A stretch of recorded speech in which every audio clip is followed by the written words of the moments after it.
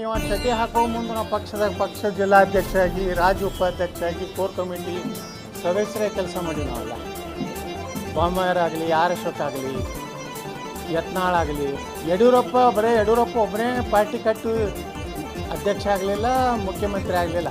ನಾವೆಲ್ಲ ದುಡಿಮೆ ಇದೆ. ಈ ಬಚ್ಚನಿಂದ ಏನು ಕಲಿಬೇಕಾಗಿಲ್ಲ. ನಾವು ಯಾರು ಆಗ್ಬೇಕು ಅಭ್ಯರ್ಥಿ ಅನ್ನೋದು ಫೈನಲ್ ಮಾಡಿಲ್ಲ. ನಮ್ಮ ಮನೆ ವಿಜಯಪುರದಲ್ಲಿ ಹೇಳಿದ್ದೇನು, ಎಲ್ಲರೂ ಕೂಡಿ ಒಂದು ಅಭ್ಯರ್ಥಿಯನ್ನು ಸೂಚನೆ ಮಾಡಿದ್ರೆ ಅವನ್ನ ನಾವು ಅಭ್ಯರ್ಥಿ ಮಾಡ್ತೀವಿ. ಎಲ್ಲರ ಸಮಾಧಾನ ಅದ ರೀ. ಈಗ ಯಾರೂ ಸಮಾಧಾನ ಇಲ್ಲ. ಅವ್ರ ಹಿಂದಿದ್ದು ಚೀಲಗಳು ಅಷ್ಟೇ ಸಮಾಧಾನ. ಯಾವಾಗಲೂ ಭಾಳ ದಿವಸ ಅನ್ಯಾಯ, ಸರ್ವಾಧಿಕಾರ, ಈ ಮನೋಭಾವನೆ ಯಾವ ನಾಯಕನ ಬಳಿ ಇರ್ತದೆ ಆ ನಾಯಕನ ಅಂತ್ಯ ಆಗೋದೆ. ಹಂಗೆ ಇದು ಅಂತ್ಯದ ಕಾಲ ಬಂದಿದೆ. ನೋಡೋಣ, ಸಭೆ ಈಗ 2 ಹಂತದಲ್ಲಿ ಆಗ್ತದೆ. ನೀವೇನು ಇಷ್ಟು ದಿವಸ ಕರಿತಿದ್ದಿದ್ರಲ್ಲ, ತಟಸ್ಥ ಪರಿವರ್ತನೆ ಆಗಿ ನಿಷ್ಠಾವಂತ ಆಗಿದೆ. ಪಕ್ಷ ಉಳಿಸ್ಬೇಕನ್ನೋಂಥದ್ದು ಗುಂಪು ದೊಡ್ಡದಾಗ್ತಾ ಇದೆ. ನಾಳೆ ಕೂಡ್ತೀವಿ, ಚರ್ಚೆ ಮಾಡ್ತೀವಿ, ಮುಂದೆ ಏನು ಮಾಡಬೇಕು. ಈ ಅಧ್ಯಕ್ಷತೆಯನ್ನು ಸುತಾರಾಮ್ ಒಪ್ಪು ಪ್ರಶ್ನೆ ಇಲ್ಲ. ರಮೇಶ್ ಜಾರಕಿಹೊಳಿ ಎಚ್ಚರಿಕೆ ಮಾತಾಡಿ, ನಾನು ರಾಜ್ಯದಲ್ಲಿ ಎಲ್ಲೇ ನೀವು ತಿರುಗಾಡಬೇಕು ಕಷ್ಟ ಆಗ್ತದೆ. ನಾನು ಆಯ್ತಪ್ಪ ವಿಜೇಂದ್ರ, ನಾನು ಶಿಕಾರ್ಪುರಲ್ಲೇ ಬರ್ತೀನಿ, ಡೇಟ್ ನೀವು ಫಿಕ್ಸ್ ಮಾಡಿ, ನೀವು ಯಾವಾಗ ಬಾ ಅಂತ ಶಿಕಾರ್ಪುರ ಸ್ಟಾರ್ಟ್ ಮಾಡ್ತೀನಿ.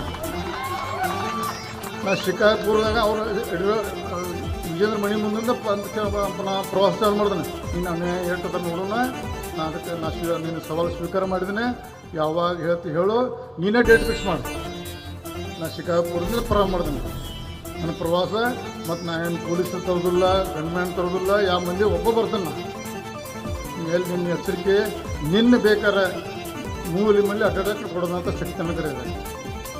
ನಿನಗೆ ಬೇಕಾರೆ ನೀನು ಎಲ್ಲಿ ಬೇಕಾದ್ರೆ ನಿನ್ನ ಹೆದರಿಸುವಂಥ ಶಕ್ತಿ ದೇವ್ರು ನಾನು ಕೊಟ್ಟ, ಆಗ ಅದನ್ನು ಮಾಡೋದಿಲ್ಲ.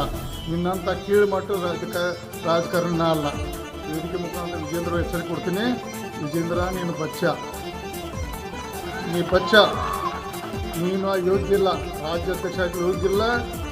ಇವತ್ತು ಯಡಿಯೂರಪ್ಪ ನಮ್ಮ ನಾಯಕ, ಅದ್ರ ಬಗ್ಗೆ 2 ಮಾತಿಲ್ಲ. ಯಡಿಯೂರಪ್ಪ ಬಗ್ಗೆ ಯಾವಾಗಲೂ ಎಚ್ಚರಿಕೆಯಿಂದ ಮಾತಾಡ್ತೀನಿ ನಾನು. ಯಡಿಯೂರಪ್ಪಗೆ ಯಾವಾಗ ಅವರು ಅಗೌರವವಾಗಿ ಮಾತಾಡಿಲ್ಲ. ಯಡಿಯೂರಪ್ಪನವರು ಯಾವಾಗ ನಮ್ಮ ನಾಯಕರು, ಅವ್ರ ಬಗ್ಗೆ ಅತಿಯಾದ ನಮ್ಮ ಭಾರತೀಯ ಜನತಾ ಪಕ್ಷ ಪ್ರೀತಿದೆ. ಅವ್ರ ಬಗ್ಗೆ ನಾನು ಕೆಟ್ಟ ಮಾತಾಡಲ್ಲ. ಅದನ್ನು ಸುಳ್ಳು ಹೇಳಿ ರಾಜ್ಯದ ತಪ್ಪು ಮಾಹಿತಿ ಕೊಟ್ಟು ಅದನ್ನು ಫೈಲ್ ಮಾಡ್ಕೊಂಡಿದ್ದು ಸಾಧ್ಯ ಇಲ್ಲ. ಮತ್ತೊಂದು ಮಾತಿದ್ದು, ವಿಜೇಂದ್ರ ಅವರು ಈಗ ಬಂದಾರಂದ್ರೆ, ತಮ್ಮ ಯಾಕೆ ಬಂದಿನಪ್ಪ, ನಾನು ನಿಮ್ಮ ಅಪ್ಪನ ಸಿಹಿ ಮಾಡಕ್ಕೆ ಬಂದಿದ್ದೆ. ನಾನು ನಿಮ್ಮ ಅಪ್ಪನ ಸಿಹಿ ಮಾಡಕ್ಕೆ ಬಂದಿದ್ದೆ. ಇವತ್ತು ಆ ಹರಾಮಿ ದುಡ್ಡು ತೊಗೊಂಡು ಎಲ್ಲ ಖರೀದಿ ಮಾಡಿರ್ತಾರ. ನನ್ನ ತ್ಯಾಗದಿಂದ ಬಂದ ದುಡ್ಡು ಮಾರಾಯ ವಿಜೇಂದ್ರ, ನನ್ನ ತ್ಯಾಗದಿಂದ ಬಂದಿದ್ದ ದುಡ್ಡು ಅದು. ನಿನ್ನೆ ಬೇಕಾದ್ರೆ ಎಲ್ಲೂ ರಾಜ್ಯದಲ್ಲಿ ಮೂಲಿ ಅಡ್ಡಾಡಿದ ಕಟ್ ಶಕ್ತಿ ಇದೆ. ಅವ್ರ ಇದಕ್ಕೆ ಪಕ್ಷಿಗೆ ಅಪಮಾನ ಮಾಡೋದಿಲ್ಲ. ನಿನ್ನಂತ ಸಣ್ಣ ಹುಡುಗ ಅಲ್ಲ, ನಾನು ಒಬ್ಬ ನಿಷ್ಠಾವಂತ